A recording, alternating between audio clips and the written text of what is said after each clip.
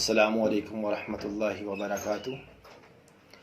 الحمد للہ وکفا وسلام علی عبادہ الذین اصطفى، اما بعد فاعوذ باللہ من الشیطان الرجیم، بسم اللہ الرحمن الرحیم۔ ولا تقولوا لمن يقتل في سبيل الله اموات بل احیاء ولكن لا تشعرون۔ وَلَنَبْلُوَنَّكُمْ بِشَيْءٍ مِّنَ الْخَوْفِ وَالْجُوعِ وَنَقْصٍ مِّنَ الْأَمْوَالِ وَالْأَنفُسِ وَالثَّمَرَاتِ وَبَشِّرِ الصَّابِرِينَ الَّذِينَ إِذَا أَصَابَتْهُم مُّصِيبَةٌ قَالُوا إِنَّا لِلَّهِ وَإِنَّا إِلَيْهِ راجعون۔ أُولَئِكَ عَلَيْهِمْ صَلَوَاتٌ مِّن رَّبِّهِمْ وَرَحْمَةٌ وَأُولَئِكَ هُمُ الْمُهْتَدُونَ۔ صدق اللہ العظیم۔ رب اشرح لی صدری ویسر لی امری واحلل عقدۃ من لسانی یفقہوا قولی، رب زدنی علما۔ اللہم ارنا الحق حقا وارزقنا اتباعہ وارنا الباطل باطلا وارزقنا اجتنابہ۔ اللہم صلی علی سیدنا محمد وعلی آل سیدنا محمد وبارک وسلم۔ عزیزان گرامی، یہ جو آیت آپ احباب کے سامنے پڑھی ہے، اس کا مفہوم کچھ اس طرح سے ہے کہ جو لوگ اللہ کے راستے میں مارے جائیں انہیں مردہ نہ کہو، بلکہ وہ زندہ ہیں، اللہ تبارک و تعالیٰ کے ہاں برزخی حیات انہیں حاصل ہے، اور لیکن تمہیں اس کا شعور نہیں ہے۔ اور جو آج کے موضوع سے تعلق رکھنے والی آیت ہے، وَلَنَبْلُوَنَّكُمْ بِشَيْءٍ، کہ ہم ضرور بضرور تم لوگوں کو آزمائیں گے، من الخوف، خوف سے، کرونا وائرس کے خوف سے، اور جو بھوک کے خوف سے کہ ہائے کرونا سے بھوک آ جائے گی، کاروبار بند ہو گئے، وَنَقْصٍ مِّنَ الْأَمْوَالِ وَالْأَنفُسِ وَالثَّمَرَاتِ، جان کا خوف کہ کرونا سے ہماری جان چلے جائے گی، اور مال میں کمی بیشی کا خوف کہ ہائے کاروبار تباہ ہو جائیں گے، نوکریوں سے جواب ہو جائے گا، دکانیں بند ہیں، کیا بنے گا، اور کھیتیاں باڑی کے پھل تیار ہیں اور حکومت اکٹھا نہیں ہونے دے رہی، جیسے کشمیر والے لوگوں پہ گزری تھی کہ ان کے سیب کے باغات تیار تھے اور کرفیو لگ گیا۔ آج دیکھیں اس کا نتیجہ، دنیا نہیں بولی تو ساری دنیا پہ کرفیو لگ گیا۔ تو ایسی صورت میں جب گھاٹے پڑ رہے ہوں اور اللہ تبارک و تعالیٰ آزمائش کر رہے ہوں، اگلی آیت میں اللہ تبارک و تعالیٰ اس کا حل بتا رہے ہیں کہ کیا کرنا چاہیے۔ بشیر الصابرین، کہ اے نبی صلی اللہ علیہ وسلم آپ خوشخبری دے دیجئے صبر کرنے والے کو۔ صبر کرنے والے کون ہیں؟ جو رک جاتے ہیں، ڈٹ جاتے ہیں، جم جاتے ہیں، اللہ کی رضا میں راضی ہو جاتے ہیں، اور جب مصیبت آتی ہے، ان میں سے کوئی مصیبت، بھوک کی، تنگی رزق کی، کیا کہتے ہیں؟ انا للہ و انا الیہ راجعون، کہ ہم تو ہیں اللہ کا مال اور ہمیں اللہ ہی کی طرف لوٹ کے جانا ہے۔ تو اللہ تبارک و تعالیٰ کہتے ہیں کہ ہم ان کے اوپر رحمتوں کے دروازے کھول دیتے ہیں، رحمت بارش کی طرح ان پہ برستی ہے، چاہے بھوکے ہوں، چاہے انہیں کچھ نہ ملے، لیکن ہماری رحمت کے سائے میں آ جاتے ہیں، اور یہی لوگ ہیں جو ہدایت یافتہ ہیں، یعنی ان لوگوں کو جنت کی بشارت ہے۔ تو عزیزان گرامی، اس آیت کے تناظر میں حضرت ام المومنین حضرت ام سلمہ اپنے خامن حضرت ابو سلمہ رضی اللہ تعالیٰ عنہ سے روایت کرتی ہیں۔ حضرت ابو سلمہ، آپ کو پتہ ہے کہ بھی ایک ایسے صحابی ہیں جو ایک قول کے مطابق 10ویں نمبر پہ، یعنی آپ یہ دیکھیں کہ سابقون میں سے ہیں اور سبقت لے جانے والے اولین صحابہ میں ان کا شمار ہے، اور یہ ان کی جو والدہ ہیں برہ بنت عبد المطلب، یعنی حضور صلی اللہ علیہ وسلم کے یہ فرسٹ کزن ہیں، پھوپھی زاد ہیں، اور انہوں نے، اور ظاہر بات ہے انہیں پھر دوہری فضیلت ہوگی کہ ایک پھوپھی کے بیٹے اور دوسرے صحابی رسول، تو یہ اولین میں انہوں نے ہجرت حبشہ بھی کی، اور پھر حضور صلی اللہ علیہ وسلم کے ساتھ ہجرت بھی کی، اور بدری صحابی بھی ہیں۔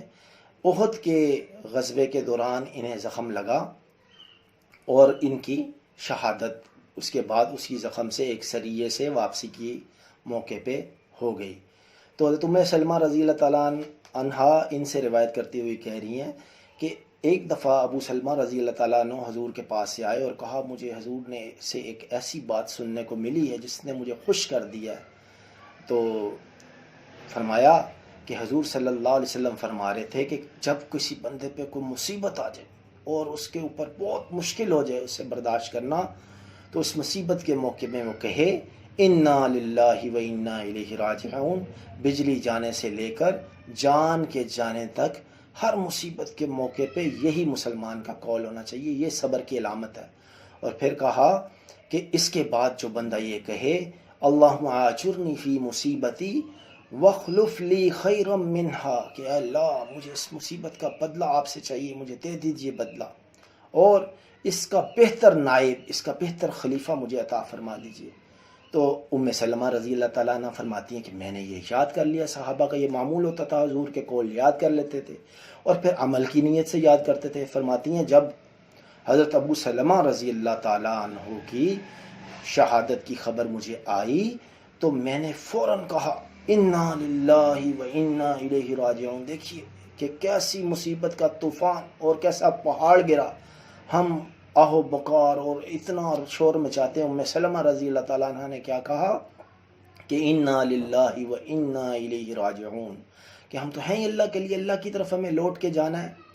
تو اس کے بعد انہوں نے یہ دعا پڑھی اللہم آجرنی فی مصیبتی، اللہ مجھے مصیبت میں بدلہ دے دیجئے، اور وخلف لی خیرا منہ، اور مجھے ابو سلمہ رضی اللہ تعالیٰ عنہ سے بہتر عطا فرما دیجئے۔ پھر دل میں کہتی ہے کہ کہاں ابو سلمہ، مجھے کہاں، میں 4 بچوں کی اماں ہوں، ایک سلمہ ہے، ایک جو ہے عمر ہے اور بچے ہیں، تو یہ 4 بچوں کی اماں کو اور تھوڑی عمر بھی ہوگی، کہاں بہتر ملے گا۔ تو جب میں نے دعا کی، کہہ رہی ہیں پھر میری عدت جب گزر گئی تو حضور صلی اللہ علیہ وسلم میرے گھر تشریف لائے اور اجازت چاہی، میں نے ہاتھ منہ دھوا، حضور کو اجازت دی، تو حضور صلی اللہ علیہ وسلم نے پیغام نکاح دیا کہ میں آپ سے نکاح کا خواہش مند ہوں۔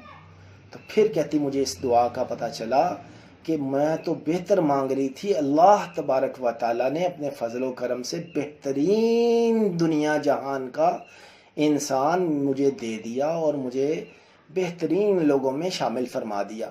تو آج ہم نے اس مصیبت کے دور میں کرنا کیا ہے؟ نبی علیہ الصلوۃ والسلام کا سے کسی نے پوچھا ای الصدقۃ افضل، کہ کون سا صدقہ افضل ہے، بہترین صدقہ کون ہے؟ تو حضور صلی اللہ علیہ وسلم فرمایا جہد المقلی، تنگ دست کا صدقہ سب سے افضل ہے۔ تو ایک اور حدیث مبارکہ میں نبی ہریرہ رضی اللہ عنہ قال قال رسول اللہ صلی اللہ علیہ وسلم من نفس مؤمن کربۃ من کرب الدنیا، کہ جو شخص کسی مومن سے ایک دنیا کی مصیبت دور کرے گا، قیامت والے دن جب نبی نفسی نفسی کہیں گے تو میرا اللہ اس بندے کی قیامت کی پریشانی ایک دور فرما دے گا دنیا کی مصیبت دور کرنے کے بدلے۔ تو آج دنیا مصیبت میں ہے، دنیا کی مصیبتیں حل کیجئے۔ پھر فرمانے لگے کہ بھئی من یسر علی محسن یسر اللہ علیہ فی الدنیا والآخرہ، حضور نے فرمایا کہ جو کسی تنگ دست کے لیے آسانی کا سامان میسر کرے گا، اللہ دنیا اور آخرت دونوں میں اس کے لیے آسانی کر دیں گے۔ آج ہم بھائیوں کو کھانا کھلائیں، بھائیوں کے کام آئیں، لوگوں کی خدمت کریں تنگ دستی کے باوجود، تو اللہ تبارک و تعالیٰ دنیا آخرت میں ہماری آسانی کریں گے۔ ومن ستر مسلمن سترہ اللہ فی الدنیا والآخرہ، مسلمانوں پہ پردہ پوشی کے ساتھ صدقہ کیجئے، اللہ تبارک و تعالیٰ دنیا آخرت میں آپ کے عیبوں پہ پردہ ڈالیں گے۔ پھر جو سب سے خوبصورت بات حضور صلی اللہ علیہ وسلم کی فرمایا واللہ فی عون العبد ما کان العبد فی عون اخیہ، کہ اور اللہ بندے کی مدد میں اس وقت تک لگا رہتا ہے جب تک بندہ اپنے مومن بھائی کی مدد میں لگا رہتا ہے۔ تو ہم یہ مومن کی مدد کریں گے، صدقہ جتنے ہاتھوں سے گزرے اس کو اتنا ہی اجر ملتا ہے۔ تو آج ہم یہ اپنا مشن بنا لیں کہ آج ہم نے اگر اپنے آپ کو بچانا ہے تو اپنے بھائیوں کی تکلیفوں کو دور کریں۔ اللہ تبارک و تعالی ہماری لیے آسانیوں والے معاملے پیدا فرمائے گا۔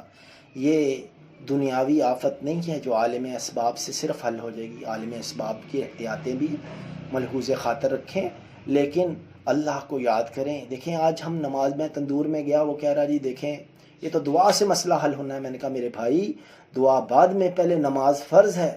آج ہم نے نماز چھوڑ دی، زکوٰۃ چھوڑ دی، حج چھوڑ دیا، تو اللہ تبارک و تعالیٰ جب ہم فرض ہی نہیں کریں گے تو اللہ کا غصہ کیسے ٹھنڈا ہوگا؟ تو آج آئیں میں اور آپ ہم سب توبہ کا ارادہ کریں اور اللہ تبارک و تعالیٰ سے مانگیں کہ آج کے بعد کوئی گناہ نہیں کریں گے اور نیکیوں میں ساری زندگی گزاریں گے۔ وآخر دعوانا ان الحمد للہ رب العالمین۔